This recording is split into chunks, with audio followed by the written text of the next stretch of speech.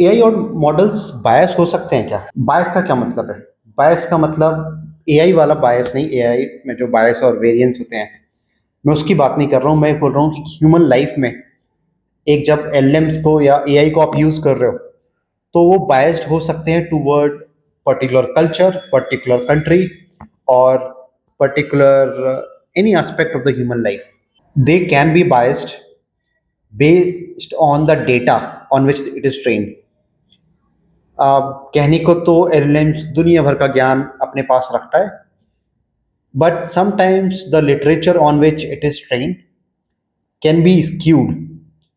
वो सिर्फ अमेरिकन्स के बारे में बता सकता है, यूरोपियंस के बारे में बता सकता है, एशियन के बारे में बता सकता है. ऐसे बहुत सारे केसेस देखे गए हैं कि जहाँ पे हम अगर एआई मॉडल को इमेज जनरेट करने के लिए बोल रहे हैं और वो एक इमेज बोल रहे हैं कि ऑफ पुअर बैकग्राउंड, तो वहाँ पे हमेशा जो एक पर्सन आएगा वो ब्लैक या ब्रिटिश कलर का आएगा. बट वहीं पे अगर हम एक glamorous with all the affluence एक इमेज जनरेट करने को बोलें, then it may create videos और sorry images which is white the people there, right. तो ये बायस है कहीं ना कहीं. तो ये ऐसा नहीं कि एलएलएम्स या जो मॉडल्स हैं वो अपने आप ला रहे हैं.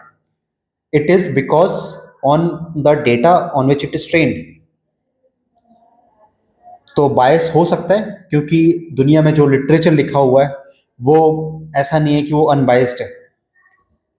देर आर सम ट्राइब्स और सम कल्चर जिनके बारे में बहुत कम लिखा गया हुआ है, तो वो डेफिनेटली उन एस्पेक्ट्स को हैंडल नहीं करेंगे. तो आपकी जो एक्सप्लोरेशन होनी चाहिए, और आप अगर जस्टिस देख रहे हो उसमें, तो you have to use your own brain.